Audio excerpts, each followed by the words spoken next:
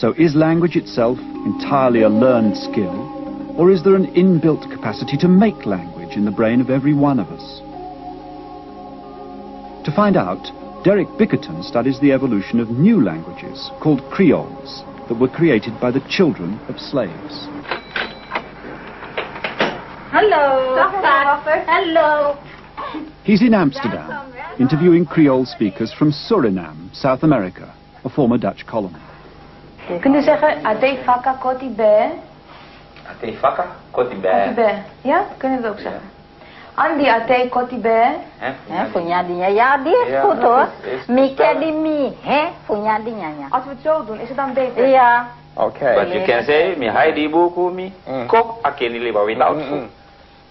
If you say, mi gua matu, unyadi pingo. Yeah. That's correct. Mi gua matu, funyadi pingo is also correct. Yes? Yeah. I just went to the bush to eat the pig. The Suriname Creoles are the most interesting of all Creole languages in that they were formed under severe deprivation. So what Suriname is then is a kind of natural testing ground for the linguistic capacity, providing a situation which normally in the course of human communities doesn't exist. In the last century, thousands of slaves from many different tribes of West Africa were brought to Suriname to work on the plantations. These people, with no common language, were forced to live and work together.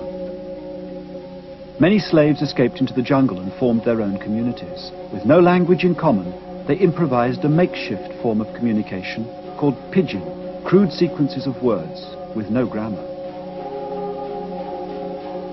So their children had no real language of their own. These children automatically added grammatical rules to their parents' pidgin speech, and syntax, the order of words and the structure of sentences, became important.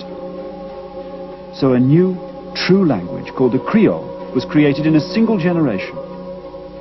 The adults who make the pidgin are not able to provide it with any structure. They're past the critical age at which syntax develops. The children, however, are not. Syntax develops in them just as naturally as any other physical part of their bodies. It's natural, it's automatic, it's instinctive, and you can't stop them from doing it. So Suriname's Creole languages are actually the inventions of children struggling to communicate. But how can children instinctively bring grammar and syntax to speech? I think that the only explanation you can have for the way syntax works is that somehow this is built into the hard wiring of the neural circuits in the brain,